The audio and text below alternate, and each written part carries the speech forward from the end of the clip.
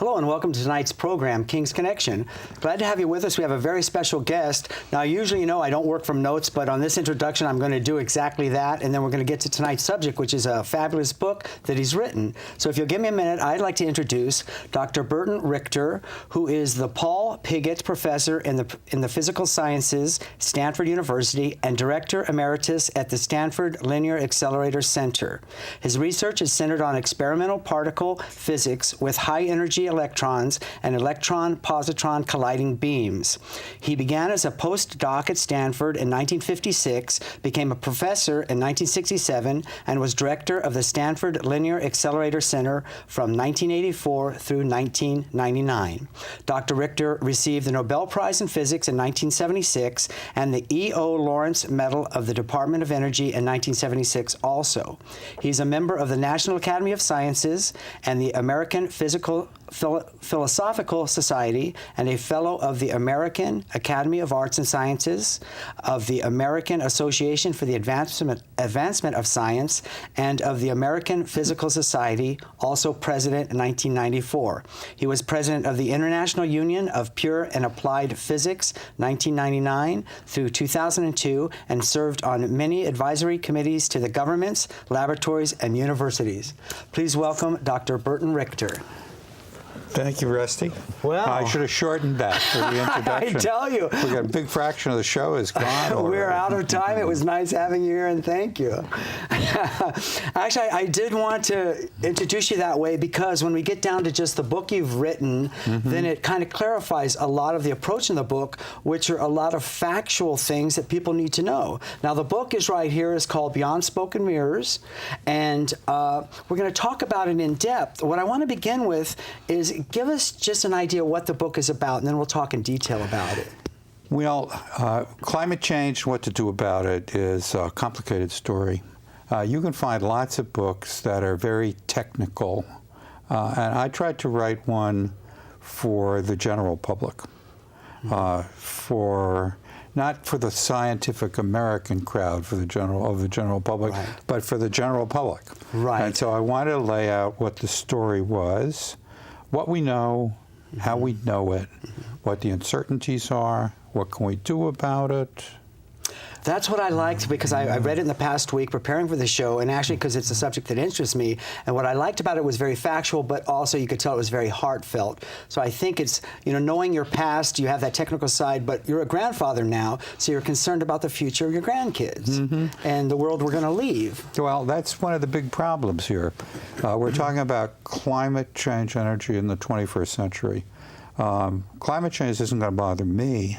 Probably not going to bother you, right, because the temperature isn't going to go up very much. It's going to bother your grandchildren. Right. You're going to begin to see serious effects in the second half of this century, and by the end of the century, it may have gotten very bad if we don't do anything. Right. Let me ask you this. When were the first concerns voiced on global warming? Was it in the late 1800s? The first calculations were done in the late 1800s, and they weren't so bad. But when people back then tried to figure out how long it would take to have a significant effect, right, the answer they got was 1,000 years. Right. Now, what happened is that we had the medical revolution. We had a huge improvement in life expectancy. Of course. We had a huge growth in population. Right. We had a huge growth in industry, and we had a huge growth in energy that we used. That turned 1,000 years into 100 years. Is that right? That's why we're in the soup right now. So that 100 years has come to pass, if it was in the late 1890s.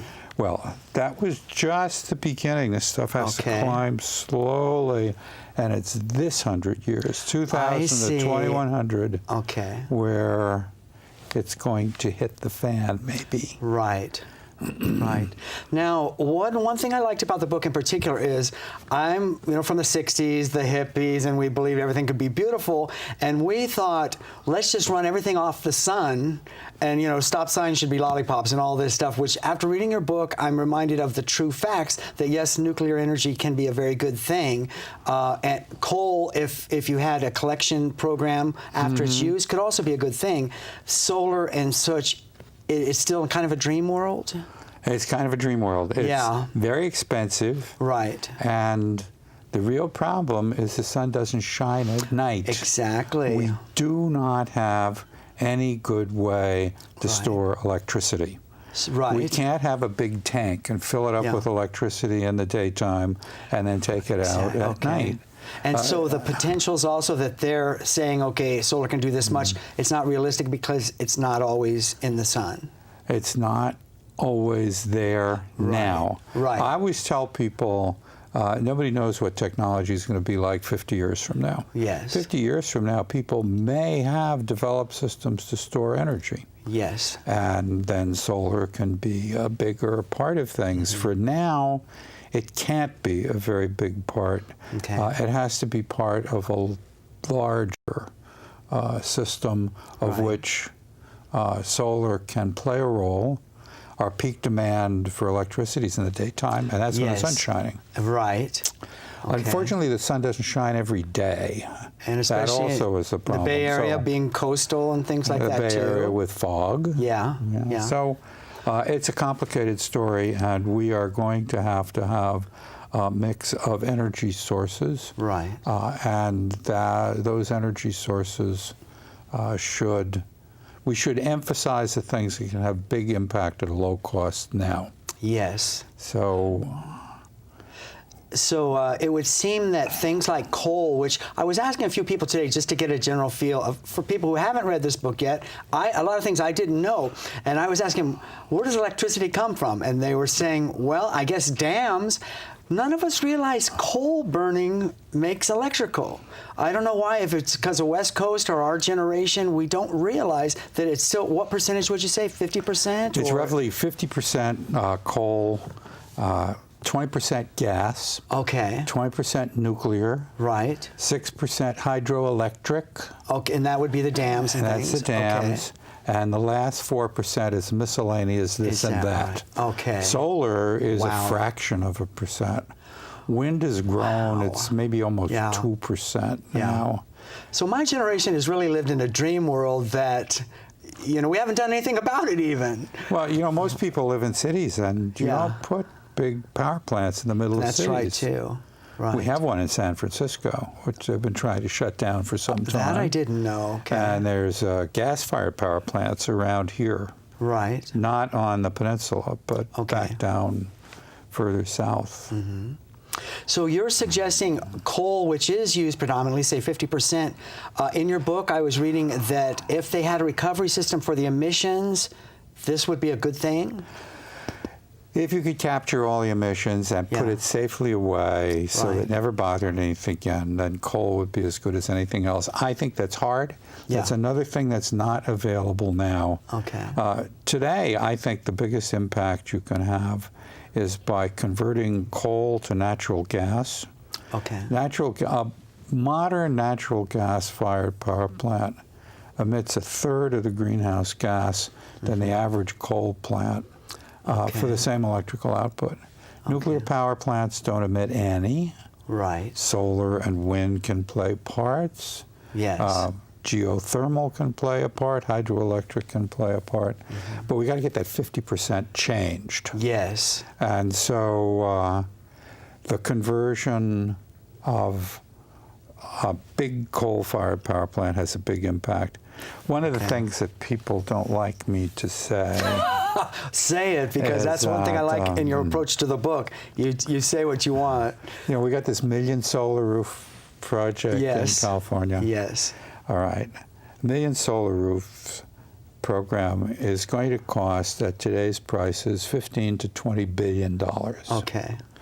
For about 15% of the cost, I could eliminate much more greenhouse gas by simply converting one big coal-fired power plant to natural gas. Is that the Four Corners power Of plant. course. Now, we need all of these things, but somehow we've gotten ourselves into a system where something that can have that big an impact, there are no incentives for exactly. it. And I incentives picked for a that lot up from of your other book, too. things. Yeah. They're subsidizing things that are not the best ideas.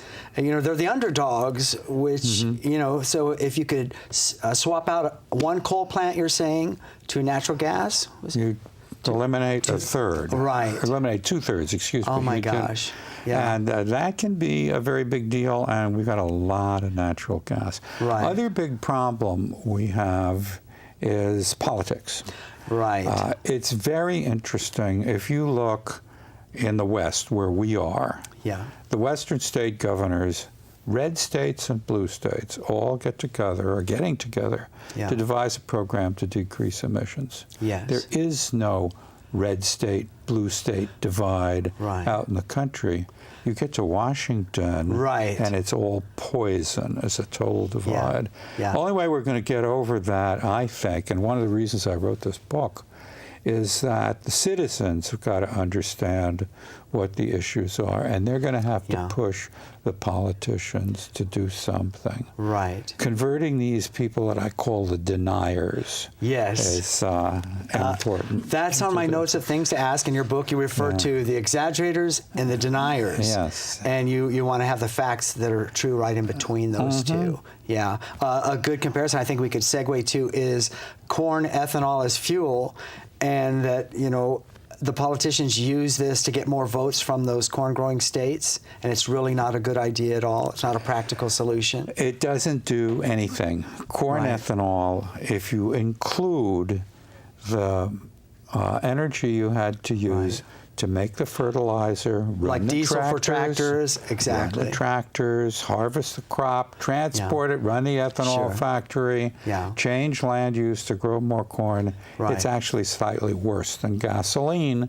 It's actually emissions. worse. It's worse. Not even, worse, not worse. better, but worse. Well, if you leave out land use change, it's slightly better. If you Okay. include land use change, it's considerably worse. Now, land use change alone, doesn't that add to the greenhouse effect? Yes. It does. And also in your book, and these are not things I knew, these are things I learned from your book, that they're actually subsidizing the corn ethanol. Was it 50 cents a bushel or 50 cents? I think it's 54 cents a gallon. 54 cents a gallon. And then actually Brazil, which had a great sugar beet program. Sugar cane, yeah. Sugar cane. They're adding that as a tariff. Yeah, it's a tariff.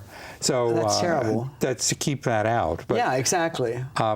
I don't think that what I call first-generation biofuels, first-generation biofuels convert sugar to alcohol, whether it's sugar from corn or sugar from sugarcane.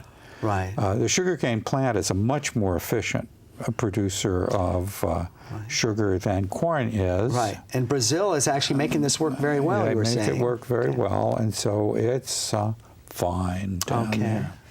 But getting the deniers convinced is really tough. And, you know, it's hard to get something that makes this all clear. You know, we can look back 1,000,000 years by drilling holes in the ice in the Antarctic. Right. Yes. There are bubbles trapped in that ice. So you can count the layers, and so you know how far back you are. You melt it, the gas bubbles let the gas out. You tell exactly what was in the atmosphere. And one of the things that's true is when it's cold, there's never a lot of carbon dioxide in the atmosphere. Okay. There are other ways that will get you back to before there was ice in polar regions. You can go back 50 million years with things. So you can find when it was hot. And when it was hot, there was never a little bit of CO2 in the atmosphere. Right. Cold goes with low CO2. Hot goes with lots of CO2. Okay. And here we are adding lots of CO2. Right, right. And, you know, you can argue with how fast the temperature's going up. Sure. But there isn't any argument that if you add a lot of this, the temperature is going to go up. Right. And I don't know why I can't make people see that. Well, you're doing your part, and you know what's good about it too is you know these things. You're a technical person, and you don't have a hidden agenda. You're saying these are the facts. This is what we need to do. And, you know, in studying your book and things, the technical things that you could present, and then the simple things, you know, right up to, you know, our grandchildren and things like that. It's that comparison. How could people argue with that? You're not running for office. You're not getting kickbacks from, you know, saying, oh, this is the way to go because you're on that board of directors or things like that. That's an interesting point, you know. Okay. Before I started writing this book, I was on the board of directors of a company that made nuclear power plants. Okay. And I resigned. Well, because if I was on the board of directors and was getting paid nicely by a company making nuclear power plants, I'd lose a lot of credibility when I say nuclear power is good. Yes. Yeah. In reading the book, too, I'm from the 60s, I'm thinking that's evil. But in reading about it, it got a bad rap because of 3 Mile Island, which actually was contained. And people don't know that. Chernobyl was their own design problem. Mm-hmm. And, yeah. There's another point I want to make, because I know we're never going to have enough time to cover everything, but this was... I want to read this real quick, and then people don't realize, I don't think. There are about 1.6 billion people, this is right out of your book, 1.6 billion people have no access to any form of commercial energy. If they were magically given enough to run a refrigerator, light their homes at night, and run their schools, the added energy required would amount to only about 1% of the world's energy consumption. These countries will begin to have an impact on energy demand and climate only when their economies grow enough to make a difference. Until then, they should be left to increase the well-being of their citizens in the most effective way they can without regard to global climate issues. Yeah, leave them alone. Why I'm pointing that out is because that's heartfelt. You know, that's very understandable. Now, correct me if I'm wrong, but wasn't it the U.S. didn't ratify the Kyoto Protocol because the smaller developing countries weren't included? It's because the bigger developing countries weren't included. Okay. Because if you look at what's going to projected to happen to energy in this century, yes, by the end of the century, the what are now called developing nations will be using about 3 times as much energy as the ones that we now call developed. Why is that? There's a lot more people in them. Sure. Okay, so as they get industrialized, they're going to use more. But developing countries have to be brought into some kind of climate regime to control emissions. But the developing countries want to get rich. And getting rich means grow your economy, and that means use more energy. And the developed countries don't want to get poor, so they want to cut theirs back. Sure. So how do we square this circle? It's really pretty hard. Right.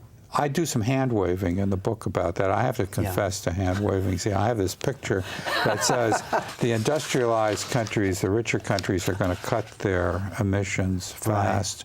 The developing countries may grow for a while and cut their emissions slower, but then sometime we all have to meet the same requirement, and we all have to do this together. Working this out is going to be very hard. Yes. Oh, absolutely. Especially, you know, comparing that just on a national level and a local level, that I felt a good comparison from the book was that transportation is federally mandated as far as miles per gallon and trying to help solve the problem. But when you get into home energy uses and things, that every state has their own building codes. So now you have 50 different opinions on what is correct, and how do you get all those people to agree on anything? Well, I had something published in the Times on, I think it was on Monday, in the .Earth blog that's there. And it was advice to Obama before he had this meeting. And one of the things I said is, can you get all these governors together and get them to agree to regional building codes? We have different climate regions here.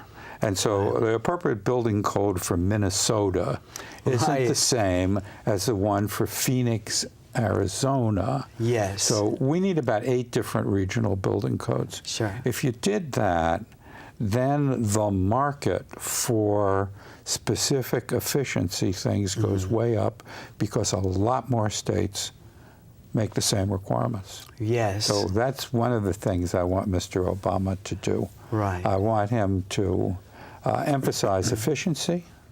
I want him to increase miles per gallon faster. Right. There's no reason he can't go to 50 miles per gallon by 2025. Exactly. We know how to do that now. Yeah. It's going to take a while to deploy it. And Yeah. since the car fleet turns over slow, it takes 15 years Yeah. to get them off. If you go 50 miles per gallon by 2025, Right. it'll be 2040 before everything gets 50 miles, Yeah. but they all will. And it's Those are- 25 miles yeah. per gallon now. We'll be using half Yeah. as much oil. Just that difference, huh? Just that difference. Wow. These are things in the book that, I didn't memorize them all by any means, but you're reminding me of that there's a certain time when, buildings can be more efficient, but how long does a building take to wear out? 100 years. 100 years, okay. And isn't it true, I believe the statistic was between 1% and 2% actual new buildings in a year? See, the thing that wears that much faster is what's inside the buildings. Yes. So the heating, ventilating, air conditioning, hot water Right. systems, they wear out much Okay. faster.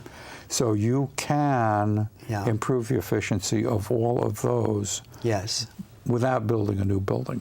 Yes. And the building sector uses so much energy that you can't make a really big impact in a relatively short time Yes. unless you devise systems to retrofit existing buildings. I You can see, do a lot of better on course. new buildings, Yeah. but what are we going to do about all these old buildings? Of course. Only 1% a year wear Yeah. out. Yeah.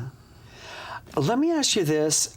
We don't have a lot of time. We're never going to figure this out in our half-hour show. But one thing I wanted to ask you was, what can people do right now from their home, from their town, and from their state?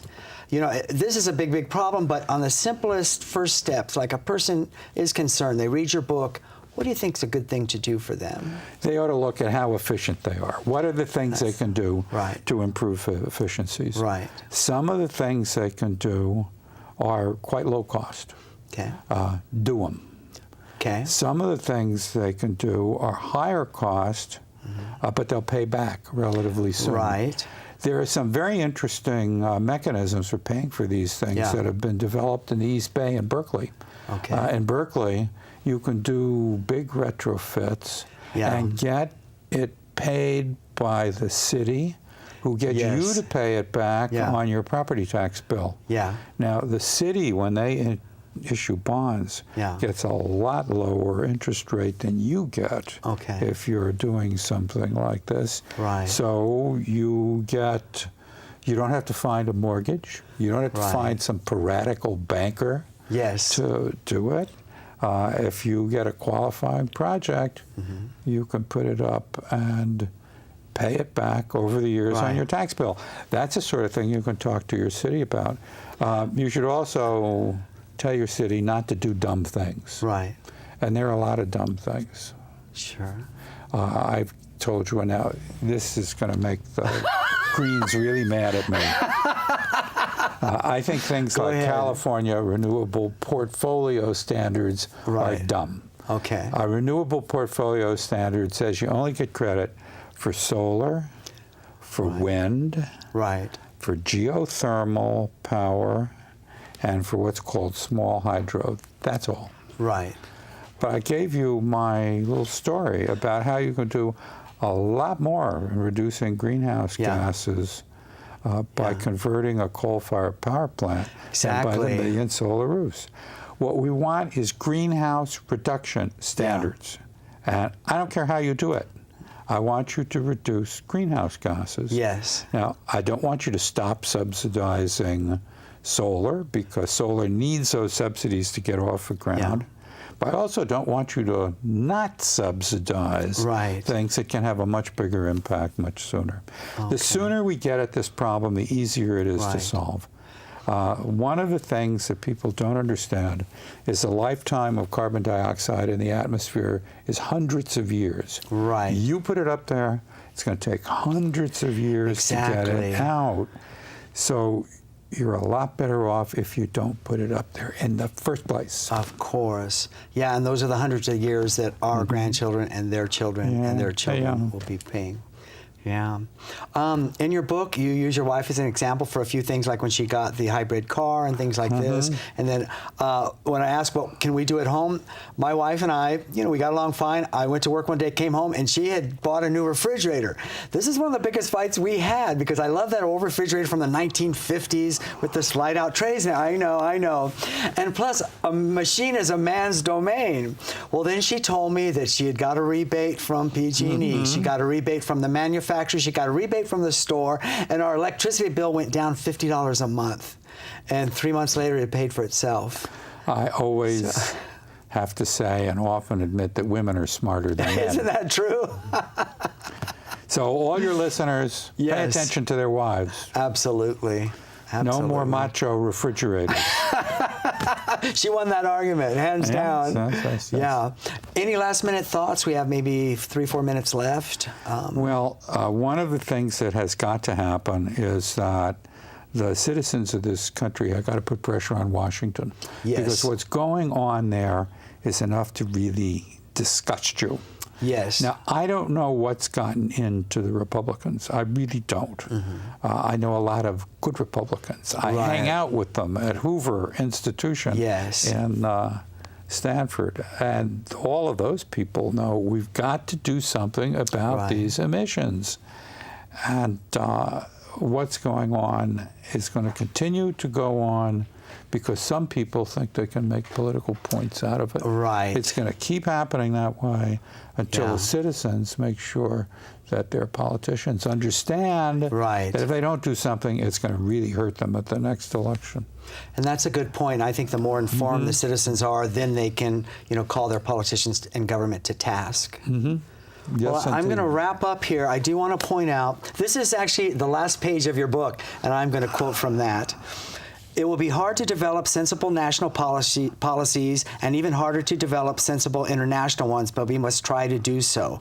If we do nothing, it is our grandchildren who will begin to see the worst effects of climate change, and it is our grandchildren for whom we should all be working. And that's a wonderful quote for the end of your book. Very good. Well, thank you for being with us, Dr. Richter. And I'm going to hold up your book, remind people that this is the author, Nobel Laureate, Dr. Burton Richter, and a lot of good facts. We thank you for being part of the show and actually part of our world, helping us out here with all the facts you know. Good. All right. And we'll see you again next time. It's King's Connections. Thanks for being with us.